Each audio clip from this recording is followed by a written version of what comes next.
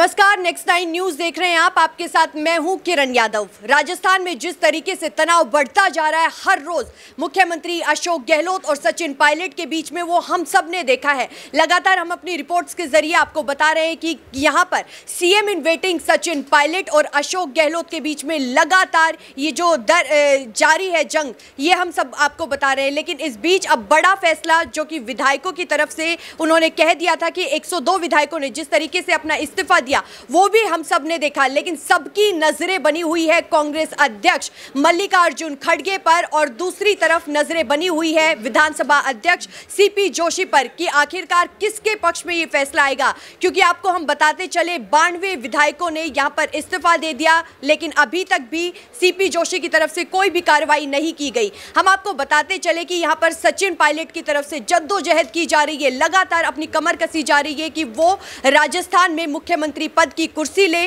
तो वहीं अशोक गहलोत भी इसी जिद पर अड़े हुए हैं कि सचिन पायलट को मुख्यमंत्री पद ना दिया जाए। देखिए, हम आपको बताते चले कि सचिन पायलट लगातार अशोक गहलोत गुट के जितने भी विधायक हैं, जितने भी मंत्री हैं, उन लोगों से लगातार मुलाकात कर रहे हैं। सबसे पहले अगर हम नाम लेते चले प्रताप सिंह खाचरियावास, हम अपनी लगातार रिपोर्ट्स के जरिए आपको प्रताप सिंह खाचरियावास के बारे में भी बता रहे हैं कि वो किस तरीके से, यानी कि सचिन पायलट उनके आवास पर पहुंचे, किस तरीके से उन्होंने बातचीत की। हालांकि क्या बातचीत हुई वो सामने नहीं आई, लेकिन प्रताप सिंह खाचरियावास की तरफ से साफ कहा गया कि राजनीतिक समीकरणों को लेकर ही ये मुलाकात हुई है। आपको दूसरा नाम हम बताते चले दिव्या मदेना, जो कि विधायक है अशोक गहलोत गुट की, उनकी तरफ से भी लगातार सचिन पायलट के समर्थन में यहाँ पर बयान दिया जा रहा है। शांति धारीवाल का नाम ले, महेश जोशी का नाम ले, धर्मेंद्र राठौड़ का नाम ले, तो तमाम ऐसे मंत्री हैं, तमाम ऐसे विधायक हैं जो लगातार सचिन पायलट के अभी कांटेक्ट में है। लेकिन अब ऐसे में तमाम सवाल उठते हैं कि क्या सचिन पायलट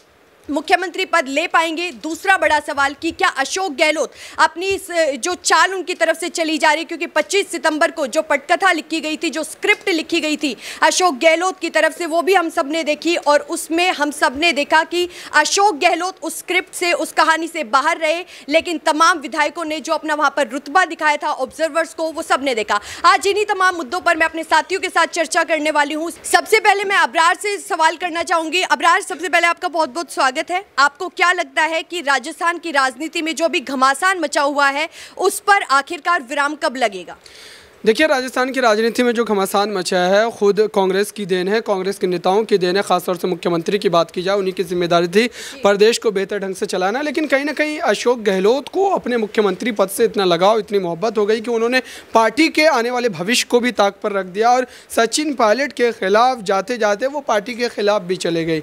क्योंकि ये बात मैं इसलिए कह रहा हूँ क्योंकि जब पार्टी हाईकमान ने इस तरीके के फैसलों के लिए अपने माइंडसेट को तैयार किया और पार्टी की एक वर्किंग कमेटी की जब बड़ी बैठक होनी थी, उससे पहले विधायकों के इस बड़े कदम से कहीं ना कहीं जो है राजस्थान की सियासत में एक बड़ा भूचाल देखने को मिला। अभी वो मामला कहीं ना कहीं छोटा लग रहा होगा, लेकिन विधानसभा चुनाव के समय उन्हीं मामलों को लेकर के Bharatiya Janata party as a विपक्ष कांग्रेस पार्टी को पूरी तरीके से घेरने की कोशिश करेगी। और साथ ही अशोक गहलोत का जो एक सपना है कि फिर से दोबारा उनकी सत्ता में वापसी होगी, ये सपना उनका सपना रह जाएगा। साथ ही अगर बात करें यहाँ पर सचिन पायलट को लेकर के, सचिन पायलट को भले ही अशोक गहलोत के द्वारा मुख्यमंत्री बनने से रोक तो दिया गया है, लेकिन आने वाला भविष्य जो है उन्हीं की राजनीति को, मैं आपको रोकना चाहूंगी। मेरा अगला सवाल आपसे यही था, आपका पर्सनल ओपिनियन जानना चाहूंगी। आपको क्या लगता है सचिन पायलट अपनी जो उनकी तरफ से रणनीति अपनाई जा रही है उसमें कामयाब रहेंगे? क्या वो मुख्यमंत्री पद संभाल सकते हैं? उन्हें मुख्यमंत्री पद दिया जाएगा? देखिए, मुख्यमंत्री बनना तो तय है सचिन पायलट का, क्योंकि इस बार के विधानसभा चुनाव के बाद ही ये सारी चीज़ें तय हो जाएंगी। क्योंकि अभी जो हालात बने हुए राजस्थान के, खासतौर से कांग्रेस पार्टी के भीतर, वो कहीं ना कहीं काफ़ी ज़्यादा जो है एक तरीके से संवेदनशील है। क्योंकि Bharatiya Janata party as a विपक्ष इन तमाम मुद्दों को अपने पक्ष में भुनाने की कोशिश करेगी और कांग्रेस पार्टी इन बातों पर ध्यान नहीं दे रही, चाहे वो पार्टी हाईकमान की बात की जाए या सीएम गहलोत की बात। क्यों नहीं ध्यान दे रही, आपको क्या लगता है? दरअसल कांग्रेस पार्टी ये चाहती है कि राजस्थान में दोनों नेताओं को खुश रखा जाए, क्योंकि दोनों में से अगर एक नेता भी रूठता है, खुश कैसे किया जाएगा अबरार? क्योंकि साल 2023 में विधानसभा चुनाव भी होने वाले हैं और इन दोनों के बीच में लगातार तकरार भी बन रही है। आप कह रहे हो कि करने की कोशिश की जा रही है, तो कैसे खुश हो सकते? देखिए, बिल्कुल खुश रखने की कोशिश की जा रही है, क्योंकि यहाँ पर अशोक गहलोत ने जो कदम उठाए हैं, ये बात जग जाहिर है कि अशोक गहलोत के ही इशारों पर तमाम विधायकों ने इस तरीके के बड़े कदम उठाए। हालांकि उनके द्वारा जब सवाल पूछे जाते हैं, जो एक वर्किंग कमेटी के लोग गए थे राजस्थान में, तो उन्होंने सीधे तौर पर यह बात कह दी थी कि विधायकों ने अपने मन मुताबिक तमाम फैसले लिए हैं। तो ऐसे में अशोक गहलोत को अगर पार्टी हाईकमान के द्वारा, आपको सच में लगता है कि विधायकों ने अपने मन मुताबिक ही ये सारे फैसले लिए हैं? क्योंकि एक दिन पहले ही विधायक दल की बैठक हुई थी। आपको मैं बताती चलूं कि 25 तारीख को जो सब कुछ हुआ आपको भी पता है, तो ये सब कुछ विधायकों ने अपनी मर्जी से किया है? बिल्कुल नहीं। विधायकों में एक तरीके से आप देखिए कि 92 विधायक एक समय में एक मत एक रात में कैसे हो सकते हैं, और सभी इसी बात को लेकर के सहमति कैसे जता सकते हैं कि तमाम 92 विधायक जो अपने इस्तीफे को सौंपेंगे। ये कहीं ना कहीं बहुत बड़ी बात है, क्योंकि विधायक ये कदम इसलिए उठा पा रहे थे क्योंकि सीएम गहलोत उनके साथ थे। आप देखिए कि सीपी जोशी ने अब तक उन तमाम मामलों को लेकर के कोई बड़ा आदेश क्यों नहीं पारित किया। उन्होंने ये क्यों नहीं बताया कि उन विधायकों के इस्तीफे को स्वीकार कर लिया गया है या अस्वीकार किया जाएगा। इन तमाम बातों को लेकर के वो क्यों नहीं कहते हैं? तो सवाल ये, आपने जिस तरीके से सीपी जोशी का नाम लिया, ये तो 92 विधायक हो गए, लेकिन इससे पहले भी तमाम विधायकों ने अपना इस्तीफा सौंप रखा था, और जो बसपा से भी जितने विधायक आए थे उन पर भी कोई फैसला नहीं लिया गया। तो आपको क्या लगता है सीपी जोशी इतनी देरी क्यों कर रहे हैं? सीपी जोशी पूरी तरीके से अशोक गहलोत खेमे के लिए काम कर रहे हैं, क्योंकि जब ये पूरी लड़ाई, ये पूरा घमासान चल रहा था राजस्थान के सियासत में, उसी समय जब गहलोत ने ये बात कही थी कि दरअसल उप मुख्यमंत्री पद के लिए 2 चेहरे होने चाहिए, जिसमें सीपी जोशी का भी नाम उनके खेमे से जो है प्रस्तुत किया गया था। तो ऐसे में सीपी जोशी अशोक गहलोत के खिलाफ जाकर के कोई कदम या कोई काम नहीं करना चाहेंगे, क्योंकि उनको उन्हीं के अंतर्गत रह करके अपनी सरकार को चलाना है। तो ये सारी चीज़ें दर्शा रही है कि दरअसल राजस्थान की सियासत में कहीं ना कहीं गहलोत खेमे के जो तमाम विधायक हैं वो गहलोत के साथ काम कर रहे हैं और गहलोत के लिए ही काम कर रहे हैं। भले अशोक गहलोत, आपने कहा कि गहलोत के लिए काम कर रहे तमाम विधायक और तमाम मंत्री, लेकिन प्रताप सिंह खाचरियावास के पास उनके आवास पर जाकर जिस तरीके से सचिन पायलट ने मुलाकात की, वो तो अपने आप में कुछ और दर्शाते हैं ना। देखिए, सचिन पायलट के साथ जो विधायक है, मात्र गिने चुने विधायक, उनके बदौलत सचिन पायलट कोई बड़ा फैसला नहीं ले सकते। आप देखिए कि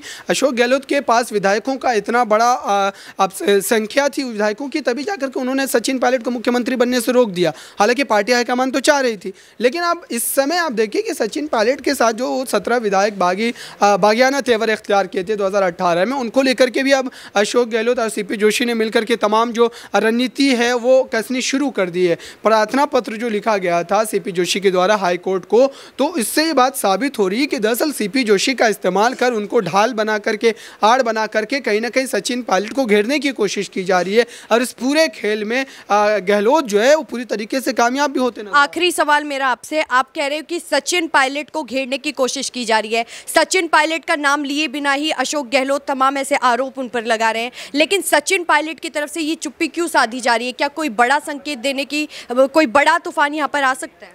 देखिए, सचिन पायलट ये बात बेहतर ढंग से समझते हैं कि अशोक गहलोत ने जितने समय तक जिस तरीके से कांग्रेस पार्टी की सत्ता को संभाला है राजस्थान की सियासत में, तो अब आने वाला समय उन्हीं का है, क्योंकि दूसरे नंबर का नेता अगर आप देखें राजस्थान में कांग्रेस पार्टी का कोई है तो सचिन पायलट है। और सचिन पायलट के साथ जितने ज़्यादा समर्थक हैं इस वक्त, खास करके अगर बात की जाए, राजस्थान की जनता पूरी तरीके से सचिन पायलट के समर्थन में। भले अशोक गहलोत विधायकों का इस्तेमाल कर, विधायकों को ढाल बना करके कहीं ना कहीं पार्टी हाईकमान के लिए एक मुसीबत तो खड़ी कर ही रहे हैं, लेकिन यहाँ पर पार्टी हाईकमान भी ये चाहती है, और पार्टी हाईकमान का मुझे लगता है कि आश्वासन कहीं ना कहीं सचिन पायलट को ज़रूर मिला है, तभी वो जाकर के इतने खामोशी इख्तियार किए हुए हैं इस समय। तो देखिए, अबरार ने बहुत ही विस्तार से जानकारी दी कि किस तरीके से अभी सचिन पायलट की तरफ से चुप्पी साधी जा रही है, किस तरीके से अभी अशोक गहलोत लगातार आरोप पर आरोप लगा रहे हैं सचिन पायलट पर, और बिना किसी नाम लिए। तो अब ऐसे में देखना ये बहुत ही ज़्यादा दिलचस्प होगा कि आखिरकार ये जो जंग चल रही है अशोक गहलोत और सचिन पायलट के बीच में, ये कब थमेगी। अब ऐसे में मेरे साथ मेरे दूसरे साथी बने हुए हैं। दीपक, सबसे पहले आपका बहुत स्वागत है। आपकी पर्सनल आपका पर्सनल ओपिनियन मैं जानना चाहूंगी, आपको क्या लगता है कि राजस्थान में कौन असली सिकंदर होगा? देखिए, राजस्थान में असली सिकंदर तो गहलोत हैं, क्योंकि 3 बार तो मुख्यमंत्री बन ही चुके हैं। 3 बार मुख्यमंत्री यानी 15 साल बहुत लंबा कार्यकाल होता है, और ऐसे में अगर बात करें तो इस 4 साल के अंदर भी 2 बार उनकी सरकार गिराने की कोशिश भी नहीं गिरा पाए। तो सबसे बड़े कहीं ना कहीं राजनीतिक के जादूगर तो गहलोत ही हैं, लेकिन बाजीगर पायलट भी हैं, क्योंकि उन्होंने अपनी छवि को जनता के बीच वही बनाए रखा है, गांधी परिवार की नज़रों में अपने आप को बनाए रखा है। क्योंकि उस रात अगर देखें तो 92 विधायकों ने इस्तीफा दिया था, शांति धारीवाल, महेश जोशी, धर्मेंद्र राठौड़, सबके नाम सामने आए, लेकिन मुलाकात हुई तो सिर्फ पायलट से और अशोक गहलोत से, इसके अलावा किसी की मुलाकात नहीं थी। तो अब अगर आप बात कर रहे हैं राजस्थान की सत्ता के जादूगर या फिर सबसे बड़े महानायक की, तो वो गहलोत ही, इस बात में कोई दोहराए नहीं। लेकिन पायलट को उनसे ही सीखना चाहिए। अगर देखा जाए तो पायलट को या फिर हम सबको भी ये समझना चाहिए कि गहलोत कांग्रेस पार्टी के लिए तो ही कर रहे हैं। अगर कांग्रेस पार्टी आज चल रही है, अगर अडानी जैसे बड़े बिजनेसमैन 60 हज़ार करोड़ की यहाँ पर इन्वेस्टमेंट की बात कर रहे हैं, तो गहलोत का कहीं ना कहीं नेतृत्व देखा होगा। इससे पहले तो ये बात नहीं हुई थी, बीजेपी की सरकार इससे पहले थी, लेकिन अब बात हो रही है तो बड़े बड़े प्रोजेक्ट्स राजस्थान में आ रहे हैं और यहाँ पर तमाम बड़ी चर्चाएं भी हो रही है। पूरे भारत देश में राजस्थान की चर्चा हो रही है, सबसे खास बात है। भले ही पायलट और गहलोत की जंग भी उसमें मुद्दा उठाया जा रहा हो, लेकिन अहम बात यह है कि गहलोत ने उस लेवल तक ले जा चुके हैं कि पूरे नेशनल लेवल पर आज राजस्थान की सत्ता को देखा जा रहा है। वरना इससे अगर 4 साल पहले की तरफ अगर आप देखें, 2018 में पायलट सिर्फ राजस्थान तक सीमित थे, उनको दिल्ली की राजनीति की बात नहीं की जा रही थी। जी, मैं इस बीच आपको रोकना चाहूंगी। देखिए, जो कांग्रेस की पूर्व में अध्यक्ष थी सोनिया गांधी, उन्हें बड़ा फैसला लेना था। अशोक गहलोत की तरफ से भी कहा गया था कि सोनिया गांधी ही फैसला लेंगी, लेकिन उन्होंने कोई भी फैसला नहीं लिया। अब ऐसे में नया कांग्रेस को अध्यक्ष मिल गया है, बिग बॉस मिल गया है, मल्लिकार्जुन खड़गे। मल्लिकार्जुन खड़गे किसके पक्ष में ही फैसला ले सकते हैं? देखिए, खड़गे का अगर बात करें तो सबसे पहले फैसला इन्हीं के दोनों के पक्ष में नहीं, बल्कि राजस्थान की सत्ता के पक्ष में लेना चाहिए। मल्लिकार्जुन खड़गे कल अपना पद संभाल रहे हैं और उनके पद संभालते ही कई सारे ऐलान भी होने हैं, और वहां पर से कैसा कांग्रेस पार्टी अपना शक्ति प्रदर्शन दिखाती है। क्योंकि कईयों ने यह कहा कि जो राजस्थान में लड़ाई हुई उसका असर गुजरात और हिमाचल में पड़ेगा, वहां के वोट बैंक कटेंगे, क्योंकि लोगों ने देखा कि कांग्रेस पार्टी आपस में लड़ रही है, उसका फायदा बीजेपी, आम आदमी पार्टी, तमाम विपक्षी पार्टियां उठाएंगी। लेकिन मल्लिकार्जुन खड़गे, जिनकी छवि जनता के बीच अच्छी है और दलितों के बीच अच्छी है, कर्नाटक जैसे कई ऐसे राज्य जहां पर उनको अच्छा खास समर्थन है, तो वहां पर तो लोकसभा में नुकसान पहुंचाएंगे भाजपा को। लेकिन अगर ऐसे राज्यों में जैसे पायलट और गहलोत को एक साथ लाते हैं या राहुल गांधी को उनके साथ रखते हैं या रोकना चाहूंगी आपको मैं, फिर मल्लिकार्जुन खड़गे ने अभी तक भी 5 से 7 दिन हो चुके हैं, अभी तक भी कोई फैसला क्यों नहीं? इसके पीछे की वजह है कि उनको सिर्फ एक अध्यक्ष के पद के तौर पर देखा गया, उनको अध्यक्ष पद मिला वोट के जरिए, लेकिन जो आधिकारिक तौर पर होंगे वो कल से होंगे। आधिकारिक तौर पर अगर किसी कह सकते हैं साइन करेंगे किसी पेपर पर तो वो मान्य होगा। अभी तक तो उनका नाम था, तो कल शपथ ग्रहण समारोह वहाँ कांग्रेस पार्टी के अध्यक्ष के पद के तौर पर जो शपथ लेते हैं उसके बाद वो कोई फैसला लेंगे, तो इसलिए कहा गया था। और दिवाली आ गई, फिर गोवर्धन पूजा, यहाँ पर तमाम जो फेस्टिवल्स है वो भी आ गए, इसी वजह से अध्यक्ष पद का जो शपथ ग्रहण समारोह टाला गया, वरना ये 2-3 दिन में हो जाता।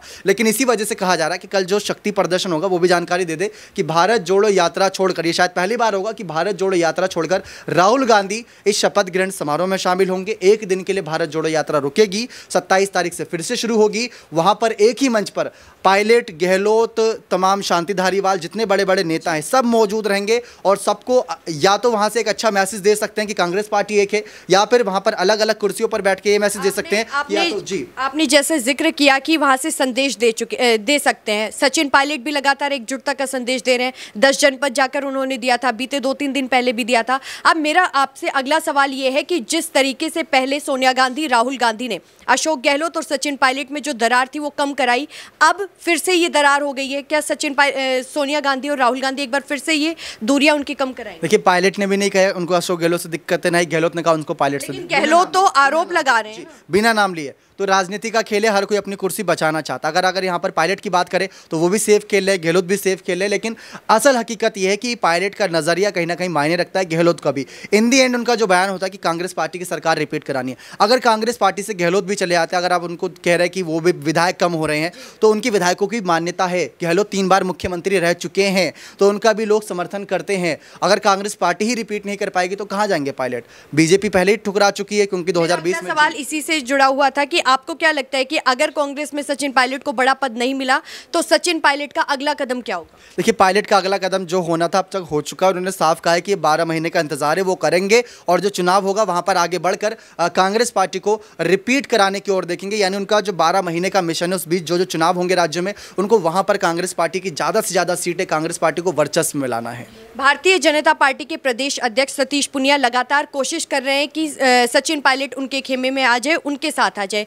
जो कुछ टूटेगा बनेगा तो कांग्रेस का ही। तो ऐसे में बीजेपी ये उनकी तरफ से ये तमाम कोशिशें क्यों की जा रही है? देखिए, बीजेपी तमाम कोशिश तो करेगी, आखिरी जब अगर सरकार बन भी जाएगी तब भी कोशिश करेगी, नहीं बनेगी तब भी कोशिश करेगी, क्योंकि कई राज्यों में बीजेपी की सरकार है। वो आज भी जो पार्टियां उनको तोड़ने की कोशिश करती है कि विपक्ष पार्टी खत्म ही हो जाए। नड्डा का बयान याद होगा, उन्होंने कहा है कि लोकसभा चुनाव से पहले कोशिश ये रहेगी कि जितनी भी क्षेत्रीय विपक्षी पार्टियां उनको खत्म करना है, ताकि हमारे लिए मुसीबत बने ही ना, यानी कि अपने विरोधियों को खत्म कर देंगे और अपने पाले में ले आएंगे और सबसे बड़ी पार्टी बना देंगे इस देश की। आखिरी सवाल मेरा आपसे ये रहेगा, साल 2023 में विधानसभा चुनाव होने वाले हैं। राजस्थान में जिस तरीके का रिवाज रहा है, 5 साल भारतीय जनता पार्टी, 5 साल कांग्रेस, तो आपको क्या लगता है साल 2023 में कौन सत्ता में आएगा? बीजेपी, क्योंकि कहीं ना कहीं गुजरात और हिमाचल चुनाव का नतीजा वहां पर असर डालेगा और पायलट और गहलोत की लड़ाई भी असर डालेगी। लेकिन पायलट तो साफ बोल रहे हैं कि हमारी सरकार आएगी। क्या कहते तो हर कोई नेता है, उनका काम ही कहना। अगर वो कहेंगे हमारी सरकार नहीं आ पाएगी तो जनता उन्हें सुनेगी भी नहीं। तो उनको काम कहना है, लेकिन लोगों का काम करना है। और लोग 5 साल की राजनीति राजस्थान में बहुत देखने को मिली है। वसुंधरा राजे नहीं रिपीट करा पाई थी, गहलोत इससे पहले 2 बार मुख्यमंत्री थे, वो नहीं रिपीट करा पाए थे। मुश्किल है, कांग्रेस कोशिश करेगी, कोशिश करे तो अच्छी बात है, क्योंकि पायलट और गहलोत जैसे 2 बड़े दिग्गज नेता, और ये नहीं कि सिर्फ राजस्थान में कांग्रेस में फूट है, बीजेपी में भी फूट है इस समय। ये खबरें आई थी और बीजेपी भी अपने आप को मजबूत कर रही है। तो देखिए, दीपक ने बहुत ही विस्तार से जानकारी दी। अबरार और दीपक ने बताया कि किस तरीके से अभी राजस्थान की राजनीति गरमाई हुई है, और हम सबको अभी देखना बहुत ही ज़्यादा दिलचस्प होगा कि अब राजस्थान की राजनीति में क्या होने वाला है। क्या सचिन पायलट मुख्यमंत्री बनेंगे या फिर अशोक गहलोत ही मुख्यमंत्री रहेंगे? क्योंकि दोनों की तरफ से लगातार ये तमाम कोशिशें की जा रही है कि मुख्यमंत्री पद उन्हीं के पास रहे। आप लोगों को क्या लगता है? हमें कमेंट सेक्शन में अपनी राय ज़रूर बताइए कि राजस्थान का मुख्यमंत्री किसे होना चाहिए। फिलहाल के लिए इस खास कार्यक्रम में बस इतना ही, लेकिन देश और दुनिया से जुड़ी तमाम बड़ी खबरों के लिए देखते रहिए हमारा चैनल नेक्स्ट 9 न्यूज़। धन्यवाद।